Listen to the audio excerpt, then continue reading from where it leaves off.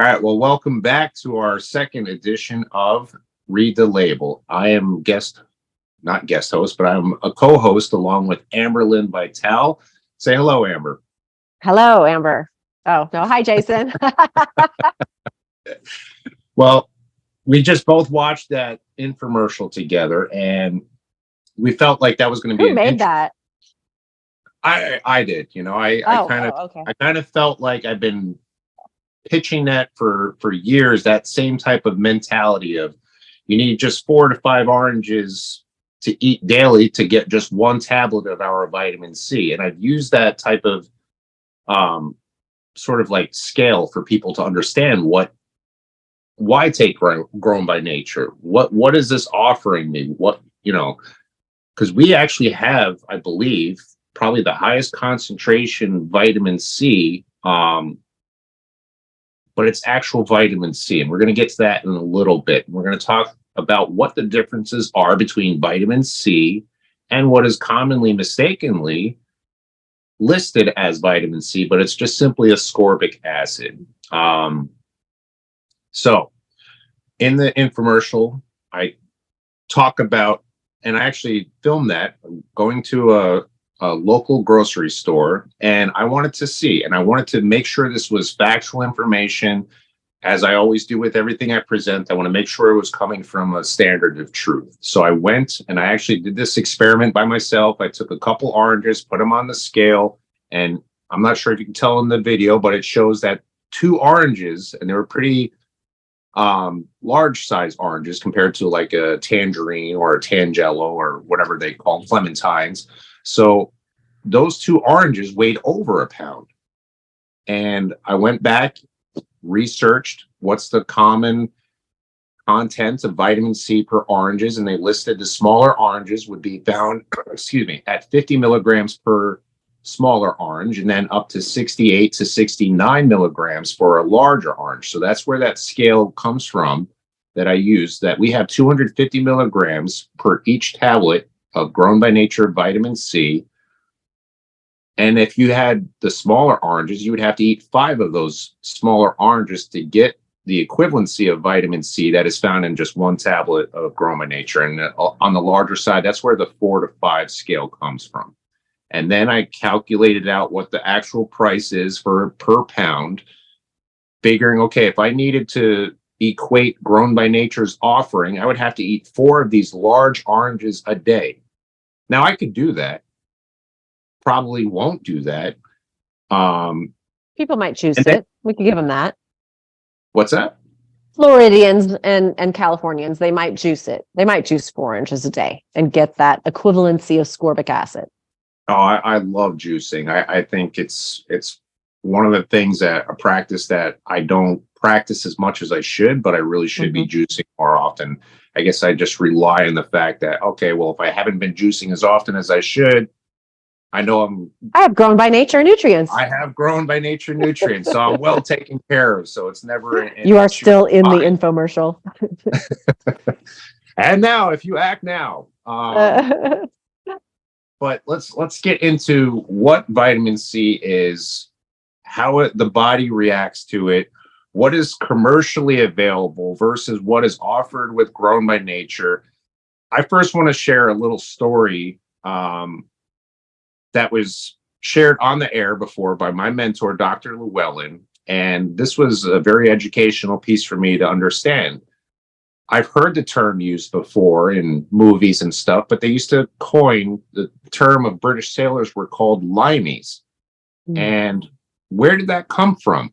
And he shared that he shared that these British sailors were dying of scurvy. They were out on the sea for months on end, and they were dying of scurvy, which is a lack of vitamin C. Just interestingly enough, you cannot rectify scurvy by simply taking the chemical form of ascorbic acid by itself. It will not replete the body of the vitamin C in its full entirety. And we're going to get to that in just a minute here. But so these British sailors were just given a small slice of lime, or a whole lime or whatever it was, and worked out to is just 30 milligrams of vitamin C on a daily basis. Now, this is what changed them from imminent death to a sustainable life in just a small line. And this is what they were bringing on board with them.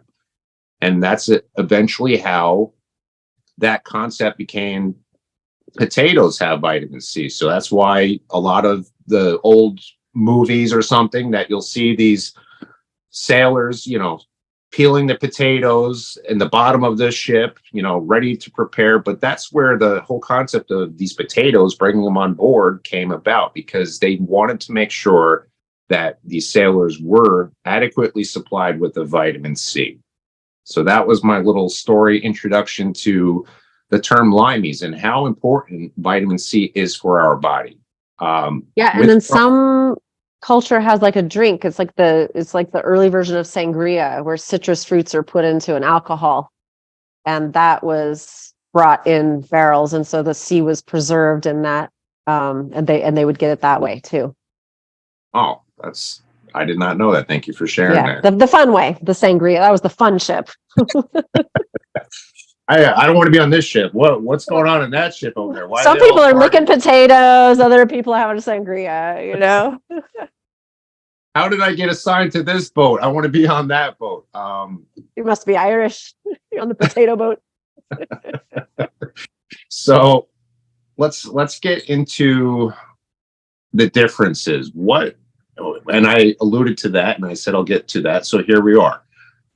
I'm just going to flat out and say ascorbic acid, as it's labeled, is not vitamin C. I first learned this when I was first introduced to these renatured nutrients, which are grown by nature exclusive nutrients that I will not offer any other type of nutrient, because I don't have any faith or trust in any other nutrient, because I know now the difference. I didn't always know what these differences were. So the first time I heard the term that vitamins were actually adversary to one's health, I was like, wait, so the things that are supposed to be healthy are actually possibly making people sick or adversely reacting with medications or had contraindications associated with them. It kind of like causing cancer when they're supposed to be helping cancer. Exactly. And that's, for example, one of the most well-known that I'm aware of is like for selenium. And what the chemical alternative is in the market. A lot of times you'll see sodium selenite. That's actually listed as it can mutate your DNA cells, which is a precursor towards cancer. And people are taking this supplement thinking, well, this is how I need to supply my body with selenium. And people are not aware of what they're actually doing to their bodies. I was one of those. In college, I was an athlete. I wanted to get an advantage over the next competitor on the field. So I was taking several supplements a day. I was taking isolated form of glutamine, isolated form of creatine. I was taking protein powders, which were all fortified. I would look at the label. Oh, look at all these vitamins and minerals. On top of that, I was also taking 2 of your 1-a-day tablets because, hey, 1-a-days for the average guy. I needed 2 of these. So I was taking all of these. Then I got into fat burners. I got into ephedrins. I got into all these things that were wreaking What were you paying? I haven't looked at that credit card bill in quite a few years. It must have been interesting. No, but it was expensive. And I remember as a college student, I had limited funds. But when those funds did come in, they were gearing towards my athletic performance. I wanted to make sure that my money was being used wisely. And unfortunately, I learned I was not. I had such a bad bladder infection. I know I shared this on another podcast, but it's relevant to this because it highlights the fact that what I was taking in the form of taking something healthy was not healthy for me. It was actually causing adverse reactions in my body. And this bladder infection sidelined me. I missed 2 weeks of games. I was going to class because I had to, and sitting in the chair was uncomfortable. I had to shift my weight to one side so I wasn't putting weight on my bottom exactly where I was. And it just felt wrong. Like, what happened to me? I had no idea what is going on, and I was scared. come to find out, when I met with my mentor for the first time and I shared with him what I was taking as a dietary supplement regimen, and he shared with me the truth. And it was truth I needed. It was truth that our audience needs to hear, that these supplements, more than 99, and I use this phrase for the last 18 years with Grown by Nature, more than 99% of the brands on the market are using this. And that's no exaggeration. It might be an under reporting, to be honest, because there's so many supplement companies. One might be popping up as we speak right now, trying to take advantage of the fact that people are looking to find healthy products. And here they are purchasing these supplements that they believe are healthy. But you know what? Let's analyze what these materials actually are. And that's the purpose of what Read the Label is. When we say read the label, we want you to turn that bottle around. We want you to see what the actual ingredients listed are, not the RDA side where it's telling you the percent of vitamin C, because that's not vitamin C. It's not vitamin D. It's not vitamin E, but they'll list that on that side. But read the actual text of the ingredients. And if you don't recognize that those are coming from food, when you're reading the label, you're going to see chemicals that you would have to be a chemistry major to understand exactly what most of those were. And at this point in time, I feel that this is just not simply Jason trying to market Grown by Nature, but this is trying to get this message out there. And Amber, I'm so glad to have you joining along with me, because you share that similar mission to getting truth out there. This is something that not everyone is talking about. In fact, nobody's talking about. This is information that can actually really truly change somebody's health profile. That's my little introduction, Amber. What's your reaction to that, and why, and what is ascorbic acid? Yeah. So I think a really good reading the label moment that anybody can relate to is, let's say that you're in the grocery store, you're in the refrigerated section, you're looking at different orange juices, and you see one like naturally pure orange juice, and you look at it, or maybe it's from concentrate, maybe it's in the frozen section. It says 100% pure orange juice. And then somewhere on that label, it will tell you what percentage of your daily requirement of vitamin C it might fulfill. It probably won't give you milligrams, it'll probably give you a percentage. But the ingredients simply says 100% pure Florida orange juice. Compare that to an orange juice that you see what it supplies, and you're like, wow, this supplies a higher percentage of my daily requirements of vitamin C, and it supplies calcium. Well, what's in the ingredients? Orange juice and calcium ascorbate. Well, does calcium ascorbate grow on the tree next to the orange that was juiced? No, it doesn't. It is a chemical that was added to enhance the percentage of ascorbic acid, which can be called vitamin C. According to our government's regulations, we're allowed to say that. And we've also got some calcium in there now because it came in this buffered form of vitamin C. And so two things that have oranges in them that both have vitamin C. Okay. But so this proves 2 points. Number one, vitamin C naturally occurring in an orange is one version of what we're after. And it involves a lot of different compounds coming together, working for certain health needs that our body has. But not everybody in the world eats oranges. They might eat something else, right, that gives that vitamin C. But what has been boiled down to in the supplement industry and in the food preservation industry and in the food industry is the single compound called ascorbic acid, which is a chemical. It's an acid. It also preserves food, so it makes food last longer. It can be made into a sodium ascorbate, a calcium ascorbate. It can be, these are buffered forms, so they're not as acidic on your digestive tract, but they do not have any cofactors. There are no other constituents that would be present in that orange. And when we talk about eating oranges, we talk about eating those 2 oranges, those 4 oranges a day, or juicing them. If you're juicing them, you're just getting the juice, and that's just like buying a jug of juice. If you're going to eat it and you want it to be like a really good supplement, like Grown by Nature makes, you're going to have to eat all that white stuff. So if you peel the orange and you're picky and you're picking off all the white stuff and you're like, or you're eating it and throwing away the part of the peel that has the white stuff, we get, I'm sure you've been told, well, those are the bioflavonoids. Well, that's a cofactor. That's a huge part of that whole compound that is vitamin C. It includes ascorbic acid, but a lot of other things as well. And you kind of can't get away from it when you're eating the orange, or you're eating citrus, or you're eating a cacao fruit, or you're eating passion fruit. Passion fruit's a great example. If you've ever cut open passion fruit and you're spooning it out, you have to get some of that white part. And you're getting these cofactors that you would never get if you just had passion fruit juice or vitamin C enhanced passion fruit nectar that you bought, with sugar and all kinds of other things in it. And then, that's an orange, which per fruit is pretty high in vitamin C. There are other things. I brought an example for you. This bowl alone will not even give you 1,000 milligrams of vitamin C.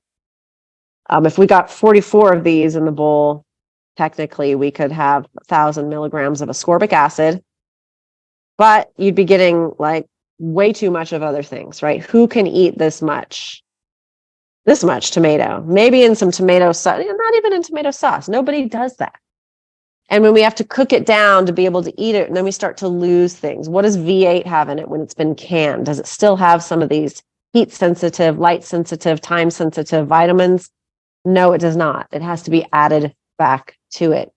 So what we think we're getting is not what we're getting. Ascorbic acid is allowed to be called vitamin C, but you have to read the label to know if the vitamin C is from the food or if the vitamin C is added in the form of sodium ascorbate, calcium ascorbate, some ascorbate, or ascorbic acid itself. And this is what we want you, the listener, to look for on your labels. And you had just mentioned the cofactors that are associated with vitamin C, and one of them that you mentioned by name was bioflavonoids. On Grown by Nature's vitamin C label, we say vitamin C with bioflavonoids. We're just simply describing the fact that there are bioflavonoids found within there, because in the market, ascorbic acid wasn't doing it alone until somebody put out some sort of bit of clinical research or something that, you also have to have the bioflavonoids that are usually found with that orange. So what do? Most companies that will say vitamin C with bioflavonoids is they take your isolated ascorbic acid, they're calling vitamin C, but that's only a small fraction. And then they take an isolated form of these bioflavonoids, put them into the same pill, and now you have an orange inside that pill. No, you have two isolated compounds that upon digestion, your body's going to treat separately. Your body does not, we have a saying, you can't eat an egg, follow it with some flour, some sugar, some salt, and then expect your stomach to make a cake. There is a bowl that mixes the ingredients before it gets in an cooked. oven that In an cooks it. oven. Yeah. Cooks it. So there is a process that goes along with foods. Just out in nature, all these nutrients that are found. If I hold up an orange, it has more than just vitamin C in it. We look at oranges and say, oh, there's my vitamin C. What else is found in an orange, Amber? So rutin, hesperidin, these are some of the bioflavonoids. You have some other vitamins that are going to be present as well. Some other minerals that are going to be present, depends on where it's grown, how it's grown. There are other antioxidants that could be present as well. And sadly, oranges are not, what they used to be either. And so they're not the best example of high nutrition. They're high in sugar, they're high in water. And then they have some of these other nutrients. And it's one thing to eat an orange a day, or eat an apple a day, or eat a passion fruit a day, or a mango a day, or an avocado a day. It's something else entirely to take, especially fruits, even tomatoes, which are fruits, and juice them or make a sauce out of them, and consume a lot of that a day. And there was a whole thing when I was going through nutrition school. We talked about the whole snowbird syndrome, when people from the north states would go to Florida or Texas or Arizona for the winter, and they'd have like a grapefruit tree or an orange tree or something in their yard, and they'd be like, oh my God, I'm gonna be so healthy. And they just start juicing and juicing and juicing, and their blood would change, their urine would change. The change in their urine and their bowels gave them all kinds of digestive upset, bladder and urinary tract issues. And the next thing you know, they're in the doctor saying, I don't know what's wrong with me. And even from over consuming that food in the form that it has been turned into today, caused them to have ill effects, caused them to have ill health. So we don't want to supplement that way. We don't want to eat that way. We want to take in these nutrients in a form and in a quantity per serving that our body can handle and our body is designed to handle. And along with ascorbic acid and the whole compound that is vitamin C, different foods will have different things. And so if we find vitamin C in milk, if we find vitamin C in an organ meat, it's going to be different than vitamin C in a berry or an amla berry or a gooseberry or a currant or a chokecherry, which is different than a lime or a lemon or a fruit or a orange or a tangelo or a grapefruit. Each of these classes of foods will have different cofactors. You know, we can find vitamin C in a green pepper, in a red pepper, and orange pepper, and some chard, and some guava. You know, there's so many places to find it. And in each of those, it's coming with different cofactors, different minerals, different other vitamins, different amino acids. And the difficult thing is maintaining, especially when it's a vitamin or an antioxidant, the viability of that chemical compound in that food. So, you know, I've got a tomato that's looking fairly fresh here, and then I've got a tomato that's not looking as fresh because it's just been sitting around. No matter how they look, they were picked at the same time, and both of them have been depleted of certain nutrients that are sensitive to oxidation. So you can't just say all tomatoes have this much vitamin C. You can't even say all oranges have this much vitamin C. When they're picked, they have a certain amount. When they sit in your drawer, they have less. So this is another reason why people need supplementation is we buy food for the week. It sits in the drawer for a week or two, and then we eat it thinking it's going to have the nutrients that it was tested at upon harvest that we can look up online that it says that it will have, and it won't even have that. And so again, where supplementation is necessary is giving us a tested, verified amount of certain nutrients for both safety reasons and for reasons of transparency. We're getting what we have been told we're getting. And it's a non-perishable form. And the thing about grow nutrients, and I loved it when you provided me with this information, is that we see along with the vitamin C amino acids, you are not going to find that in a rose hip plus bioflavonoids plus ascorbic acid supplement from any store or health food store. And this is the trick. Vitamin C plus rose hips, vitamin C plus acerola. Well, the studies showed if we take ascorbic acid and we actually have a food like rose hips or acerola or camu with it, or plus bioflavonoids, it will have a more natural-like effect in the body, a more bioactive effect in the body. The studies show that. That's great. That's a neat hack. Well, why not have it be in the form that it would be in if you ate it? And fermentation, the use of microorganisms to convert our food and preserve certain nutrients, has been known for a very, very, very long time.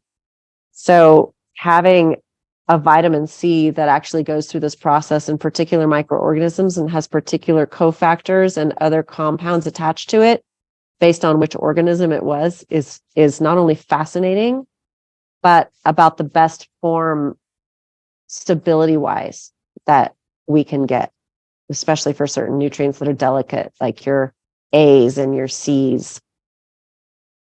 Now, if I can just sort of go back to a point that you made on amino acids, because this has been something that I feel really needs to be put out there, is that understanding amino acids. When you hear amino acids, they're the building blocks of proteins. It all sounds great and all that, but to really truly understand what the importance are and what their role are is to understand that when they come together, for example, with our vitamin C, I think we have 14 listed amino acids and their percentages. We have an amino acid profile for all of our nutrients offered, but each one of those offers a different little functionality within. But when they come together, the term branched chain amino acids, they become proteins, correct, Amber? When they come together, they form proteins. Branch chains may be part of that. And branch chains are especially high in your animal products, actually, tend to be highest in animal products. And so the Grow vitamin C is really high in aspartic, glutamic, glycine, and then lysine and methionine. And so let's go back to your little scurvy story. Yeah. I think this is a great example of this. Why does ascorbic acid powder not reverse scurvy, but a lime does, or a raw potato, So scurvy is a connective tissue disease that results in a lack of fresh food. Fresh food contains vitamin C. It doesn't just contain ascorbic acid, it contains vitamin C with particular amino acids. Your connective tissue, your main form is collagen. Your body looks the way it does because of collagen. We could dissolve all your muscle and bone, and you would still look like you because of collagen structures in the body, which are a type of protein. Protein is made up of amino acids. Okay. So when you get a lack of vitamin C, like the real vitamin C, you lose the ability to rebuild and maintain and repair this connective tissue called collagen. So your teeth get loose in their sockets, your eyes get loose in their sockets, the skin doesn't repair, wounds don't heal, scratches don't heal, they just show up on the skin.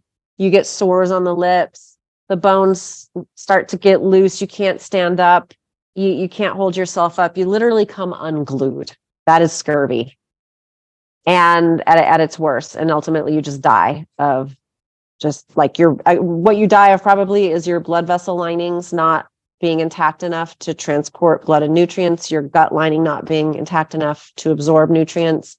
It's probably what you die of. And then the malabsorption and the weakness from that. So why does ascorbic acid not reverse that, but vitamin C from an actual food does? Is because the vitamin C from actual food has the glycine, the glutamic acid, the aminos that help help the vitamin C do the job of making collagen. Glycine is a huge component of collagen. Glutamine, arginine, lysine, all of these things are important in making this connective tissue protein in your body. Ascorbic acid doesn't make it. Vitamin C is a cofactor to your body gluing amino acids together to make this collagenous structure and hold you together. And then why people hear about collagen all the time today is for wrinkles, right? You don't have scurvy if you have wrinkles, but you want to get rid of your wrinkles, so you're trying to enhance your collagen production. The biggest, most important part of that is vitamin C. Why do people who smoke have more wrinkles, like around their mouth and around maybe their skin looks gray, maybe they have more wrinkles here? Vitamin C gets depleted by the free radical damage done by smoking a toxic substance. And it's not even the tobacco, people, it's all the other stuff in the cigarette and sitting in that smoke. The combustion products of the paper, of all the stuff that's in there to make you addicted to it. I mean, that whole other story. Depletes you of vitamin C, you don't have enough to make collagen, and you have almost an induction of subclinical scurvy because of your exposure to this constant toxin, right? And a lot of people see it in their retinal damage and in their skin and then lung damage, mucous membrane damage. So long story short, it is not just ascorbic acid. You need to have all these other components, including these amino acids that it would come with in food. And just because it's a citrus fruit or a berry or a tomato or a green pepper and it's not meat, doesn't mean it doesn't have protein structures in it. That doesn't mean it doesn't have amino acids in it. It absolutely does. And so when we look at grown by nature using grown material and see that the vitamin C has these amino acids in it as cofactors, and I'd love to see what other cofactors are made by a Saccharomyces cerevisiae yeast or a Lactobacillus bulgaricus bacterium that are made while bringing this vitamin C into it and utilizing it. There are other things we're going to see. Glutathione is a great example. Superoxide dismutase is a great example of cofactors that are made by microorganisms when they have this nutrient inside of them and they're munching on it and they take it into themselves. This is what is supposed to be happening at our gut lining, in our guts, to nutrify us with everything that we eat as humans for as long as humans have been here and coexisting with the food around us. This should be happening. It's not because our microbiomes aren't healthy, because our food isn't healthy, because we're too poisoned, we're too toxic. So why do we need a supplement? All those reasons. Why do we need it grown by nature? Because grown by nature is the only one that is doing it the way that our own microbiome would do it. You had mentioned the necessity for having these amino acids, right? Now, here's a read the label moment, and here's a little factoid, is the fact that these pharmaceutical companies that make every single vitamin mineral analog in a synthetic form, they're also making these isolated amino acids, and they sell, oh, so you want some glycine? Here's glycine. You need this. Now, if a company were to put, so if a company was to put ascorbic acid into a capsule, but then they put all these different isolated amino acids, as you had mentioned, and they even put isolated glutathione in there, whatever it would be, how would your body handle that capsule? Would it make the cake? Would it make the orange complete within your body? Or is it going to compartmentalize and say, okay, we have a little bit of this, get rid of that, and just sort of go through the line? How as a nutritionist, how does our body handle these chemicals in their isolated forms? How does that work? Well,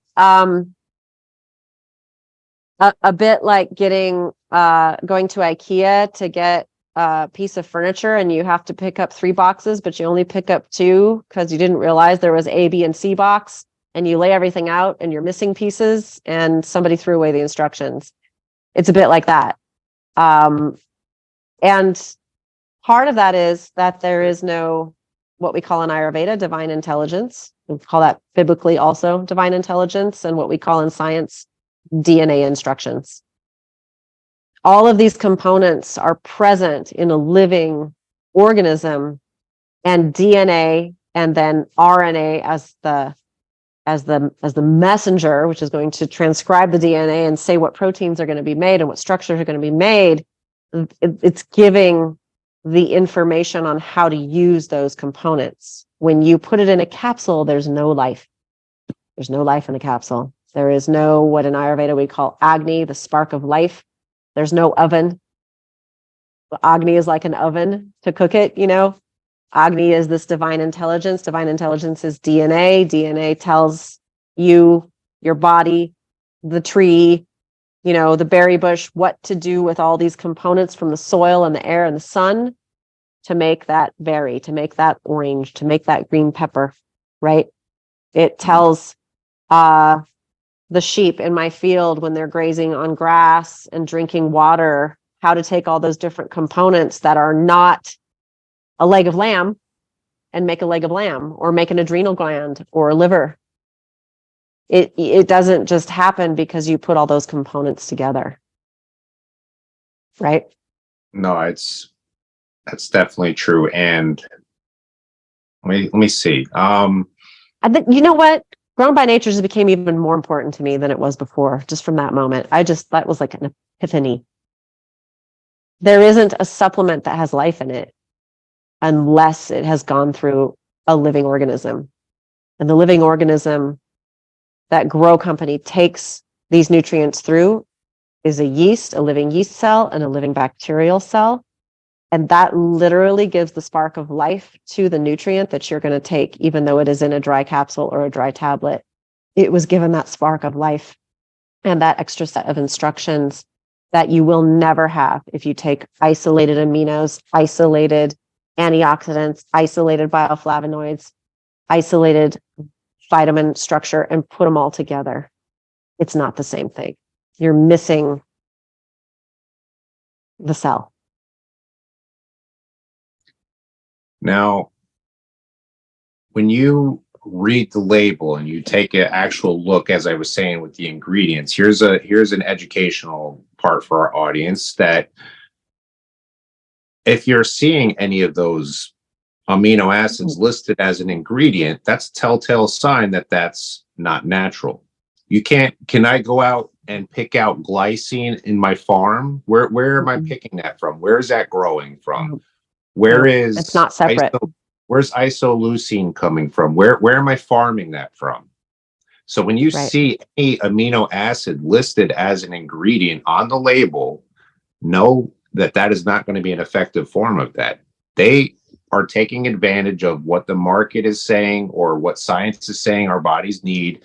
They're taking the chemical replicate form, putting it in there, but there is absolutely no evidence that it's going to perform the same way as it would in nature. And that's one of the key peer-reviewed studies that I like to highlight. It was Nutritional Reports International, and what they had found was that 1,000 milligrams of ascorbic acid in its synthetic isolated form had absolutely no antioxidant properties in vivo. So the way tests are usually done, it's in vivo, which means inside the body, or in vitro, a petri dish done outside the body.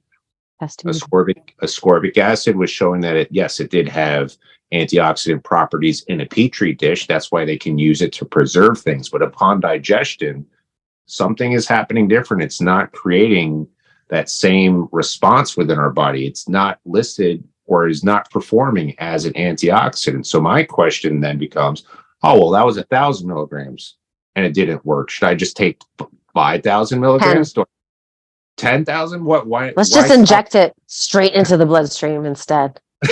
So there's this disconnect with understanding if something doesn't work, we need to just increase it maybe till bowel tolerance. And then once you get to that point, then your body back down a little bit. Now your body's getting all it needs. I've alluded to that fact that I don't believe in supplementing to bowel tolerance on a healthy basis. But if somebody needs these isolated synthetic pharmaceutical grade nutrients for immediate intervention in medical fields, then I'm all in favor for that. If this is going to save somebody's life, yes. But when people then can assume that they can take this on a daily basis to build their health, they're fooling their bodies, or they're trying to fool their bodies, but their bodies are not fooled as such. That's right. That's absolutely right. You make some excellent points with that. It's kind of blowing my mind that we've all, you and I both have allowed ourselves to get away with this. We allow people to get away with this. The label really tells you everything. And you shouldn't read a chemical on the label. If you are, it's added. Great example, and this happens all the time. Why does this product list glutamic acid and not glutamine? Well, glutamic acid, if it's in the amino acid profile of something, is the way that it shows up when you're testing for amino acid profile. So if you have a protein powder and it shows an amino acid profile and it says it has this much glutamic acid, or even you look at the amino acid profile on the vitamin C that we were just looking at, that is the reduced form, and that's what's the testing causes it to be. And so that's what's registered. That's a true reporting. And so people would ask me all the time, well, why doesn't the supplement, why does it contain glutamic acid? That's not the active form. Why shouldn't it contain glutamine? Well, if you read the ingredients and it says glutamine, that means it was added. That means synthesized glutamine was added so that it's in the ingredients list. If it weren't added You wouldn't see it written anywhere on the label except in the profile of testing the amino acids. It won't be in the ingredient list because it's a part of all the amino acids that are making up that pea protein or that, whatever it is. When we go and buy a steak and we eat a steak, we don't look at the ingredients on the meat package and it doesn't say lysine, 300 milligrams, glutamine, 2,750 milligrams. It doesn't say that. If we're lucky, it might just say protein, 15 grams, If we really got far and it was a really fancy brand, it might even break down the amino acid profile, but ingredient is beef tenderloin. That's the ingredient. Right? So, you bring up an excellent point. Like, these are the basics of label reading. If it has a chemical name, it is not coming from that food. So, in the nature of reading the label, I've been questioned by a lot of different potential customers. I always view everyone as a potential customer because once they find out the information, I believe they will make the appropriate decision and become a customer. So I've been approached by people on online forums. Oh, well, I take Juice Plus. Juice Plus is NSF certified. So I did a lot of digging. What exactly are these supplements out there? If there's a real good supplement out there, I'm not going to bash it. If there's a real actual food product out there, go ahead and take that. So there's got to be some sort of standard of ethics as why these ingredients get put in there. So let's examine, for example, Juice Plus's product. That the actual term, marketing term, when they put Juice Plus, that plus is defining by their own literature the added isolated nutrients that they're putting in. So they do have some blended powders, some fruit powders, or juice powders. Other companies use like vegetable powders or whatever it is.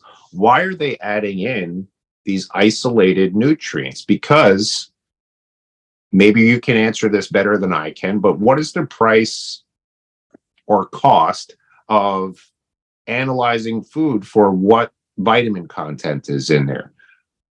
Mm-hmm. A lot of these companies, it varies constantly. So we could take,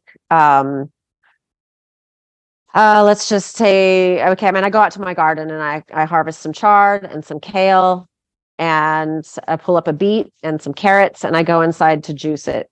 Not only, number one, if I went to the store, would all that be expensive because it's literally an armload of produce to make a glass of juice like this, a whole cucumber. I'm going to put in an apple. Like, this is expensive, right? That's why I grow it. And I only do this in the summer. So depending upon the time of year, the temperature, the time of the day, the soil, that glass of juice is going to have a different nutrient profile every time. And because Juice Plus or any other brand has to report on their label accurately with only a narrow leeway on what they're reporting for the amount of calcium, the amount of magnesium, the amount of vitamin B12, B6, that they have, they cannot count on that product to be consistent. So the plus is what they have to add to make it consistent. So the milligrams that are being reported are probably from the plus synthetic vitamins and minerals, supported by a powder of so dried juices or even just dried leaf that is making you feel like it's coming from food. And they're not alone in that. And I'm going to abstain from mentioning names, but there is a company that used to use grow material. And they, again, by their own admittance, if you ask them, how are you making your whole food vitamin C? Well, we start with organic oranges and we juice those and then we mash it up into this mash and then we add ascorbic acid. This is in the literature. This was on Expo was on a huge billboard, like all the process. And I'm like, and then we add, and then we augment with ascorbic acid, and then we augment with folic acid, and then we augment with, because they have to turn that into that thing. That is the only way to do it. This is one way to make whole food vitamins out there in the supplement world. And come on, Jason, it's better than just the synthetic, basic, cheap form that we see in a drugstore brand, right? Where the bottle itself costs more than the ingredients. It is better. Yes. But there are other ways to go about this.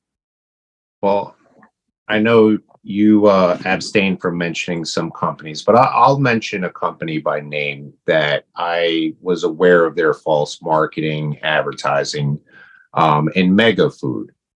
Now, Mega Food also used to use grow materials. And nowadays, you'll find that their vitamin C that they have, they're listing it at above 400% of the RDA.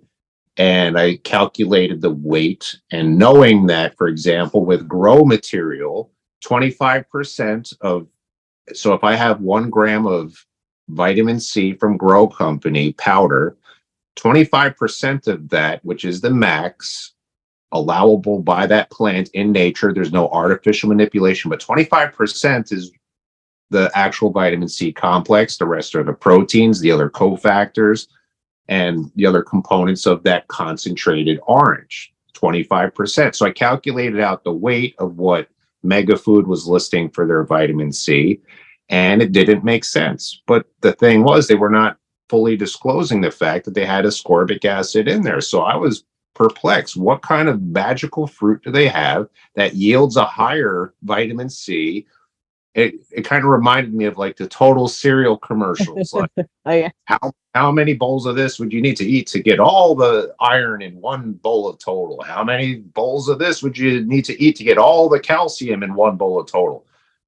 Where did their magical oranges come from? I think it's called Matt's Oranges or something like that, or whatever the name of their product was. But it got me thinking. But then I heard it later was found out that they were adding in ascorbic acid. So that is what happens, is they're not happy, or maybe it costs too much, or they can't be accurate on a daily basis to say that this batch has this percent. So we're going to leave out the actual nutritional data on this label, and we're going to put in the synthetic form where we know we're putting in such and such milligrams, which equates to 417%. So that vitamin C tablet that they're offering is probably has some good components of actual vitamin C that might be found in the orange, but they're not disclosing that as a portion. Right. But what they are disclosing is what they're adding into it. So that's what the Juice Plus dilemma was that they have actual food powders in there, but where are these percentages coming from that people feel, oh, look at how healthy this one is. It's giving me 70% of this vitamin, 80% of this daily required nutrient. So all of these listings on the label are basically selling them out for what they truly are offering, because they're not disclosing what form or how many milligrams of calcium were in those powders, the actual food powders, but they're adding in calcium carbonate or whatever it is that they're adding in, so they can effectively list it on the label. And even if they were to truly analyze what those food powders were, their listings might say 3%, 1% of this vitamin and mineral. And that's not really very hard to get it from food powders.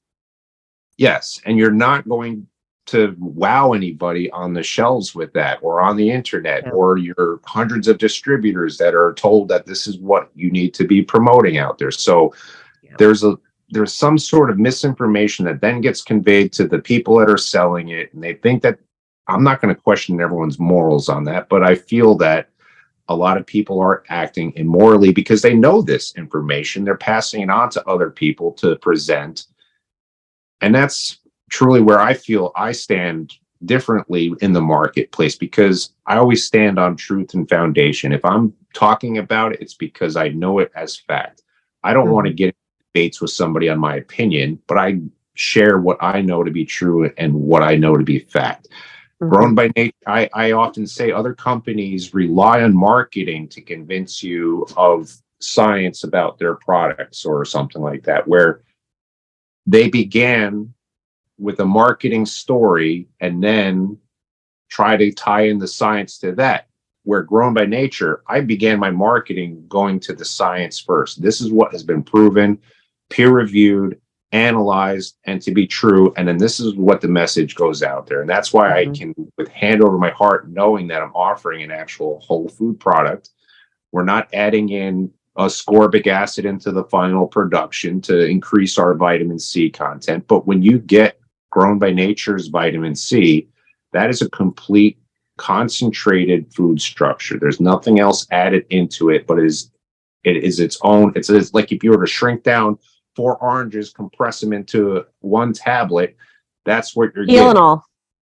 You're getting the bioflavonoids. You're getting all of the factors associated with it. And I just want to clarify, like Jason, it doesn't mean that it's the exact same bioflavonoids and cofactors that are in an orange, but that it is bioflavonoids and cofactors that make that vitamin C work in the body, and that the equivalency, really the only way to compare oranges to oranges instead of apples to oranges is to talk about the ascorbic acid content. You're getting an equivalent milligram amount, but all these cofactors that go with it, as though you were eating a whole orange, as though you were eating, a whole bowl of tomatoes, not just some compound in that.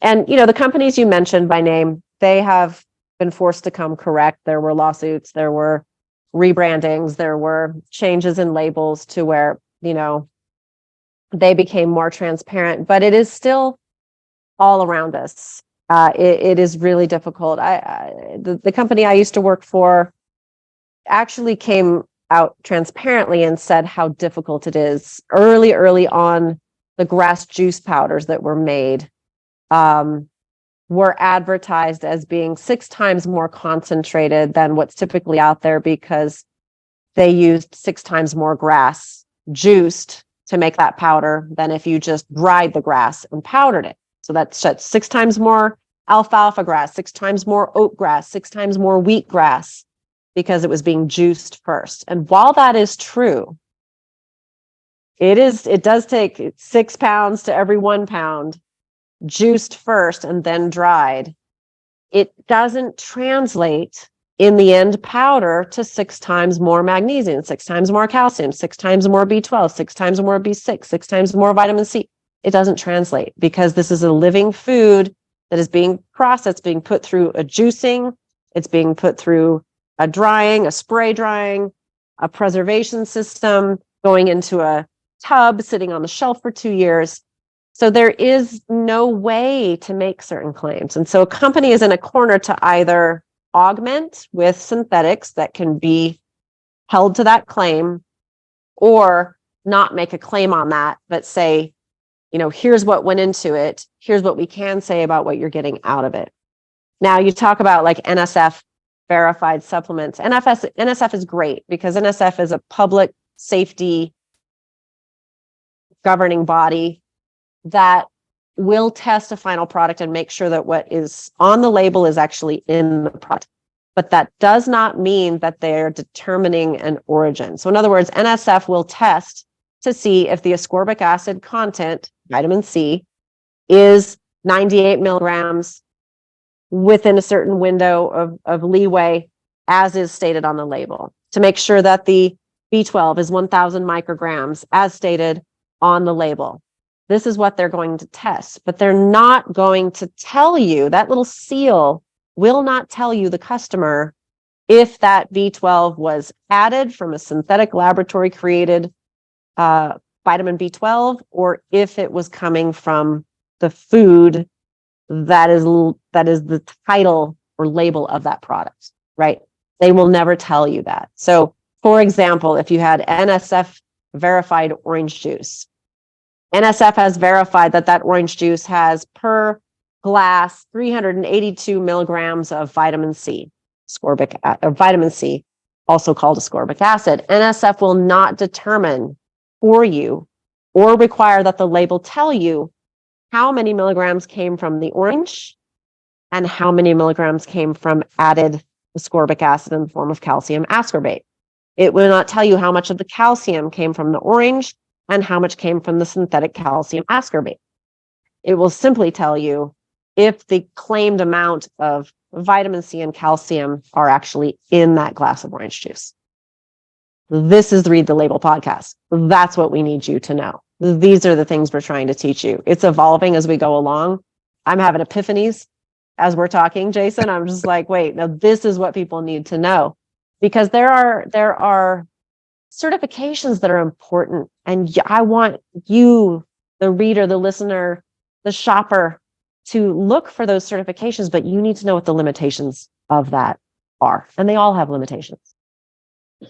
And you make an excellent point about the need for this Read the Label and how these epiphanies are coming about. And one of the things that was coming to my mind was just simply echoed from my mentor. And the first time I heard this man speak about what these nutrients were in front of a large audience outside of the little individual meeting I had with him, he said, do the research yourself, but know what you're reading when you're reading the label. He says, don't trust me, don't trust Amber, but do the research yourself, and you'll see that what we're sharing with you is truth. We have no agenda for sharing this truth. This truth is because we know that the market is being misled, and we know what the dangers and potentials of that can lead to for people.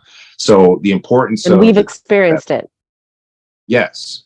And sadly enough, I have to battle against all this false marketing out there. And that's why I felt the necessity for this show, Read the Labels, because nobody is talking about this. Nobody's putting that information out there, that these chemical forms may be adversary to your health. Well, why is that? Let's examine why that is and what is actually available. I don't want to just be a doomsday person and say that this is all going downhill the way it is, but I can tell you what the problem is within the market, but also say that I have found a solution. And that's why I've got involved in understanding that these problems are in the market, is because offered these nutrients as my own product line to begin with, Grown by Nature, seeing that they had the peer-reviewed studies, that they have the scientific backing to say that these claims are not just marketing claims out there, but these are verified by science,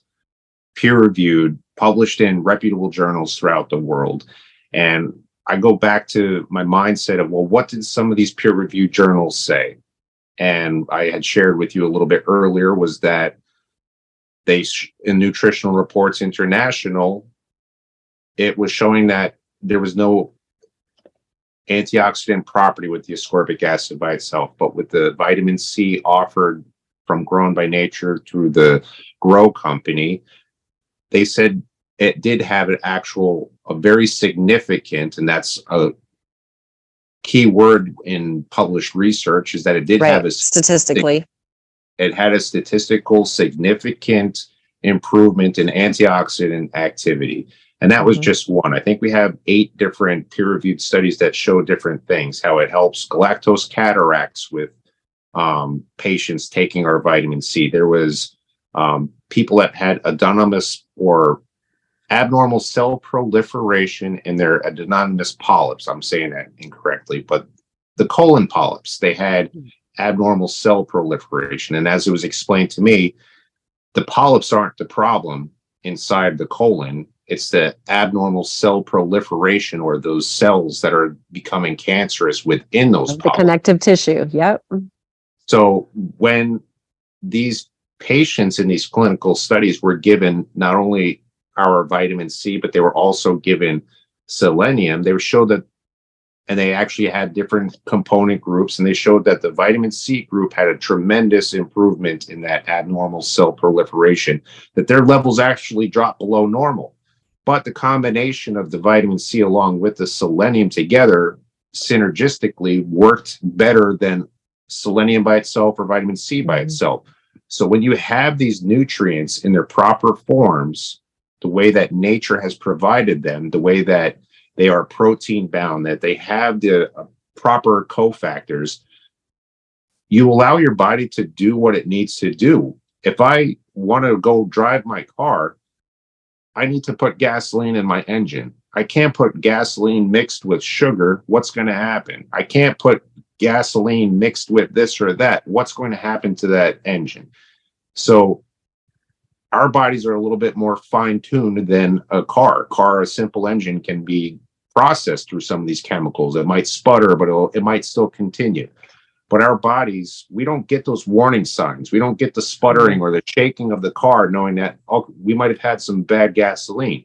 We don't realize that the fact that we're taking these synthetic forms are causing these adverse reactions within our body, mixed with other types of chemicals. We're taking these chemical cocktails when you're taking these synthetic forms. So it can take years to show up and then not be something that you can link back to these nutrients, because it's not just that you're taking a supplement, it's that this fortification has been done to our food since in between World War I and World War II. That was the rush. That's where Albert Svant-Georgi was a part of the scientists that were rushing to figure out what is the single molecule in a food that prevents a nutritional disease: beriberi, pellagra, rickets, scurvy. And they were rushing because of rations, because of famine, because of people being on the front lines and not having access to fresh food, to find out if there was a pharmaceutical molecule that could be added to food to prevent these diseases. And that was it. That was the point. That was the reason. And once it was boiled down to a powder that could be added to a canned good, to a dried good, it moved on to be like all of our canned goods, all our processed food, boxed food, meal ready to eat, that all that stuff be all store in your basement. Like, that's great in an emergency, but please don't think you're going to live on that. My stepdad used to pull that out and be like, "You're going to go camping. We're going to have MREs." I'm like, "Oh my God, this is like the worst thing it can possibly." It'll keep you alive for 6 months, but it's not good for longevity, right? And so we're eating these things, and we can't prove years later that is contributing to our ill health. So people, we just have to use common sense. Is this the way it grew on a tree? Is this the way it walked on the earth? Is this the way it grew in the soil? Did that thing you're eating eat that thing growing in the soil, or did it eat out of a trough? I mean, use common sense. There has to be a natural process to it. And I understand that grow nutrients are hard to grasp because you're talking about microbes ingesting a nutrient and renaturing it back into a real food that your body will recognize in its divine intelligence. I realize that's complicated, but this is what's happening at the gut lining with our microbiome every single moment, every time we eat. We could certainly inject ascorbic acid in an IV. That's done. That's done in all these longevity clinics, health clinics, alternative clinics. There are reasons to do that, but you're totally skipping the digestive tract and all the magic that happens there. You need to eat it, and you need to eat it in a form that it interacts with your microbiome and all of your intestinal cells and goes through the natural processes of getting from your gut through your gut lining into your bloodstream and into a cell. And this means we have to eat it or supplement it or both. And if you're going to supplement it, it better really look like something your cell can recognize. End of story. Right, Tashi? End of story. And I actually have to draw attention to the fact that you brought Tashi, you said her name is? This is Tashi. Well, welcome to the show, Tashi. What do you have to say about reading the label? She's like, I hear my mom talk about this stuff all the time. It's so boring. I just need to be petted. She's been talking for so long. Well, thank you so much, Amber, again, for being a part of this. And thank you for rejuvenating my excitement towards getting this message back out there and hopefully to a lot more people. It's part of my calling, I felt, since 18 years ago. But knowing that I have your support in this and that we can get this message out there, it's excited me to the point where it's revealed how truly important this message is out there, because it is. I might have been the only crazy person out there in the world thinking that everyone needs to know this and how come nobody's listening to me. But here you are, as crazy as well, Amber, saying, yes, this message needs to get out there. So thank you for that. Truly, well, there's at least 2 crazy people and a dog. At least that's what we've got so far. But no, Well, thank you. And as I said earlier, I mean, you were just spouting off information, and I'm like, wow, like so much that you know, so much that you remember, and that you can piece together. It's because this stuff is, we're passionate about this. You know, we've learned it over years. We've applied it. We've had experiences with it, and we are seeking the truth for ourselves. And when we find it, we can't keep quiet. And so I'm just glad that you're not keeping quiet.